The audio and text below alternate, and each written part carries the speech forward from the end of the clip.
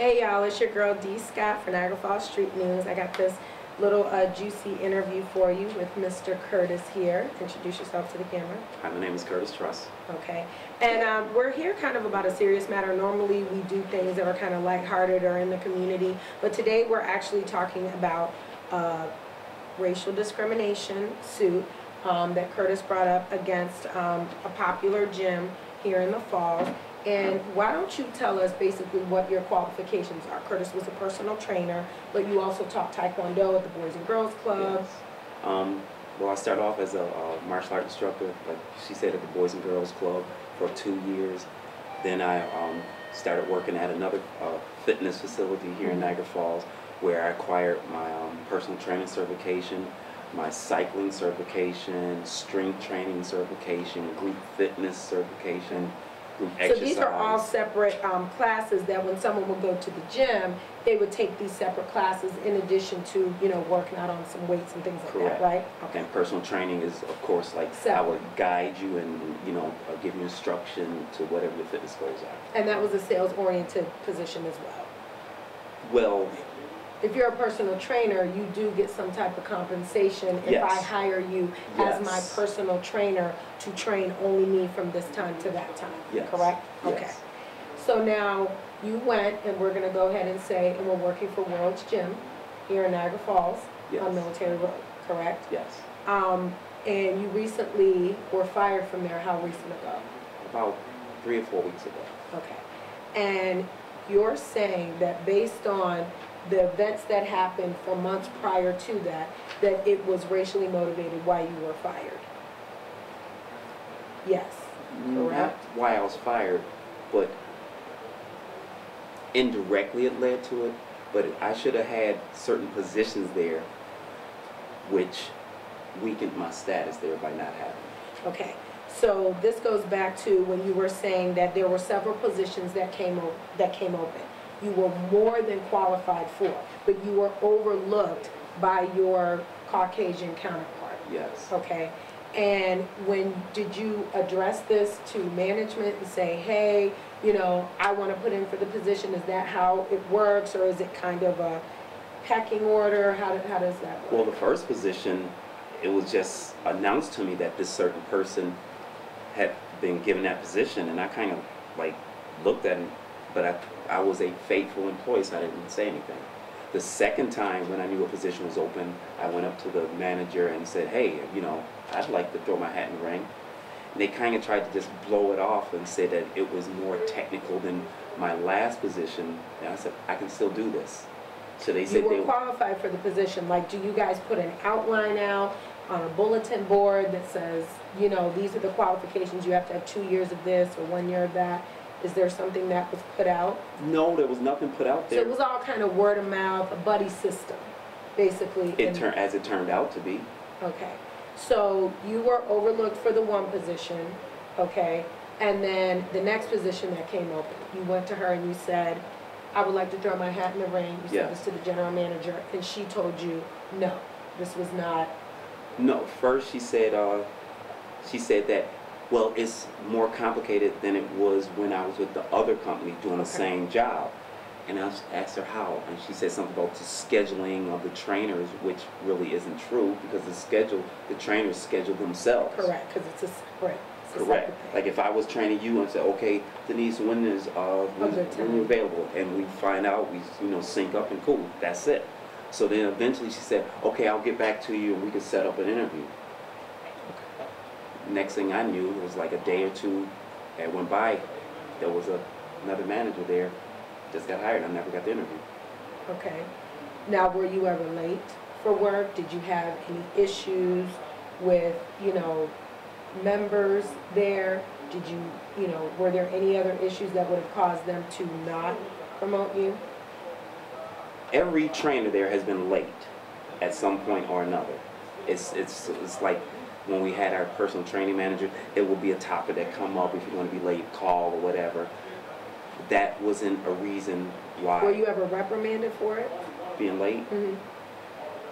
The answer would be yes, because I'm seeing you thinking in your head like. I will say then, if you want to say yes, possibly so. Okay. So do you think that maybe perhaps that had to do with it, or they were using that as maybe a reasoning to say? No, I never got a reason why I wasn't interviewed. Okay. And then this happened again? Yes. The first time, it wasn't even, I didn't even know It wasn't that. offered. The second time you asked? The second time I asked, I knew of the opening. The first position just popped up and somebody was there. It just... Okay. They went outhouse. They didn't do an in-house hiring. They went outside. No, there was a person there who Oh. had just recently got into fitness. Less than a year's experience, and just boom, they Okay. got the position. So then, the second time you knew about it, you told them you knew about it, you wanted the interview, you said, I would like the Yes. opportunity, they didn't give it to you. Was there a third time within a No. year that you applied? No, this was, well, that last time was within the last 3.5 months, and like 3.5 months later, I was gone. Now, there was a series of events before you were let go for reasons, unknown. They just said, we're gonna go ahead and, let you go. Right after that first position opened up, my relationship with that person deteriorated quickly. Within, With the person that became your manager. that became that, yes. Okay. And there was problems with my classes. They took a class from you, correct? Yes. You had one of the higher populated spinning classes. Right, There, and my correct? boot camp, right before, because I had to take a leave of absence last year because of it was what you call it, a health Injury. leave, last surgery, so I was off for about 3 months. Before that, they were gonna interject these other classes into the gym. They're choreographed classes where the instructors would have to study the DVD and then present the class. So me and this other person, we went and got the certification. And then it was with the promise that I had like 3 or 4, I had 4 boot camps and 3 ab classes. But then I was told by the manager that I'm gonna have to lose some of my classes to make room for the newer classes, which I understood. She said, but I'll let you have 1 of each, my boot camp and my ab class. Fine. Once I came back from surgery and I was ready to start teaching again, I was told by the new manager, quote, that's dead, unquote. And then I looked, and like I said, but that's not what was told to me. But at the same time... So basically, while you were on medical leave, they phased out your classes. Right, because I couldn't, there was nobody there to teach it anyway. But once I came back, I was ready, and my following was quite upset about that. Was quite upset because the classes was full, effective. At least 30, 40 people in these classes. Yes, yes. Okay. There was some time the class was so full, I couldn't even get equipment for myself because I would make sure that the members and the followers would have the equipment, and it was full class. Now, you went, and you filed unemployment, I'm not gonna disclose whatever, but you have sought legal counsel, which basically, did they tell you that you have a case? Yes, well, the entity that I went to, they actually printed up and said that they're going to serve the gym and let them know. And there's going to be some follow-up, and they'll let me know when everything happens. And then what typically happens in a situation like that, you'll get a hearing, they'll ask if you have any witnesses, things like that. Okay. Do you feel like, there was anything that you could have done that would have changed the outcome? Could you have been any more of a better employee? Could you have came to work at 5 in the morning and scrubbed, windows? Is there anything that you felt that you could have been a better employee that would have put them in a position, or do you think it was personal? Towards the end, I thought it was personal because I have a strong following there. Before my boot camp ended, I had a strong following there. My spinning class was off the wall. Actually, I call my following for my class spingers, and they know. And once they did a certain thing in class, said, you are all now spingers, and they loved that. And they were quite upset when my class was taken off. That was because of my certification that lapsed due to my injury. So you did have a certification that lapsed? Yes. Okay. Now, do you think that they took that lapse and used it as a reason to say, well, you were not certified to teach that class, and maybe that's why they took it from you? Yes, at the time, and it was said that as soon as I get my certification, It's yours again. Yep. So who taught the class, or did they just do away with it? They distributed with, there was other instructors, but they distributed class among other instructors. But then in between this time, I was called into the office and told that when I do get my certification back, that I'm only going to have one class to see how my classes go. And I'm thinking, like, see how my classes go, what am I going to do, fall off the bike? I mean, Well, maybe do you think they were concerned because of your injury? no, I was back. I was back for almost a year. This is just recently, okay. yes. Okay. And it was because of injury. And after the day after the surgery, when I got my doctor's shoes to come back to work, that next day I did a 90-minute class. And So there was no physical incapacitation on my part. What would you like the outcome of this case to be? Is it restoration of your position, restoration of your following, that you can now say, you know, I didn't do anything wrong, follow me at this different gym or a different training? I mean, is it monetary? What would you like for the outcome to be of this suit? Of course, I'm going to say monetary because I want to make up the money that I lost in those classes that was taken from me, because it could have been done a lot differently had that manager. So you made money per class? Yes. Oh, and okay. There was, from time to time, I'll go to the manager and ask her about my pay scale, because they would cap it off. I made a certain amount per hour, a certain amount per head in my class, but it got cut off at a certain ceiling. And after 4 years, I wanted to go up to him. This is after when I was 4 years you were at this gym? 4 years I was at this gym. And I was gonna, it would have been 4 years in December, close to 4 years. And from day one, my class was a hit. And it never tapered off. From the time then when I came back from my surgery, it picked right up where I left off at. And I was gonna ask her, why do I have to have a ceiling? I mean, haven't I proved myself to you? After all these years, my classes pretty much are full. You know, I have to say 80% of my classes are full, but yet still, I still had that ceiling, and I couldn't understand that. So your first issue is monetary. Would you want your job back there? Not at that gym, no, because it's too many issues and personality conflicts, egos. Now, do you think that they could say that you had a personality conflict? Was there any insubordination? She, at one time, towards the end, we had a meeting where I didn't have to answer to that manager again. Okay. And the personal training manager would be my liaison. Okay, between the two. Correct. Even though he didn't have any experience with group fitness, I could talk to him. The in between, correct. Even though he was the one that got the position that I never got my interview for.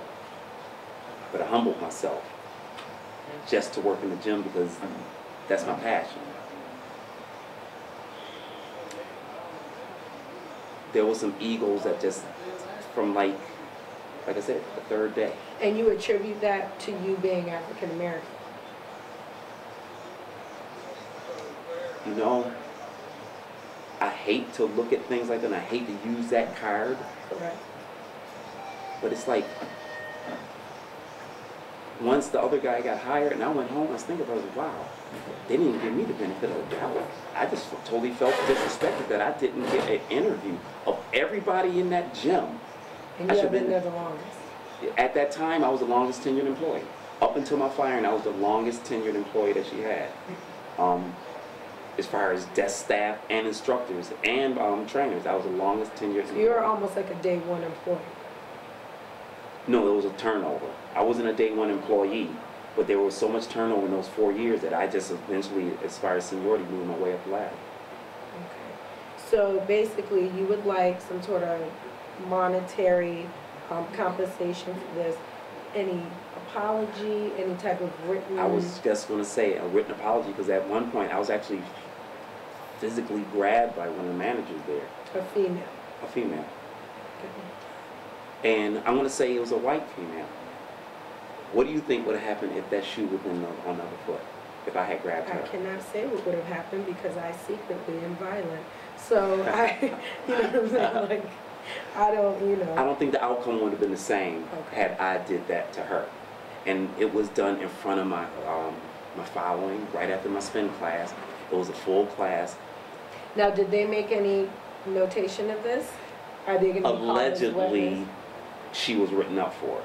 Allegedly. Okay, so that's something that when your counsel goes in to see was this person reprimanded for that, that's something that maybe you have on your side, because one of the problems with these type of situations is there has to be documentation. So now when you go into court, you say on October 15th, this happened.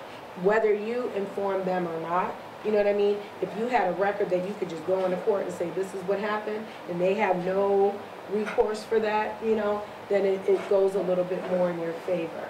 So, guys, you want to tell them your name again and let them know where they can maybe find you at now? My name is Curtis Truss, and we meet at Duck Island every Saturday now, 11 o'clock, where I do my boot camps, the aerobic style boot camp. Bring your resistance band and bring good effort. That's all I ask. All right, and it's affordable? It's free. Oh, it's wow. Free. Just come now out there. No one can say that they don't have any reason to have any of these guns with your skin. Not real guns, because you know, it's Niagara Falls. But, and now no one has a reason. So definitely this is a man that seems like he loves what he does. He's doing free classes at Duck Island. I will not be in attendance because 11 a.m. is too early for me, and I like my sleep. So basically, we have this issue going on. Hope it works out well for you.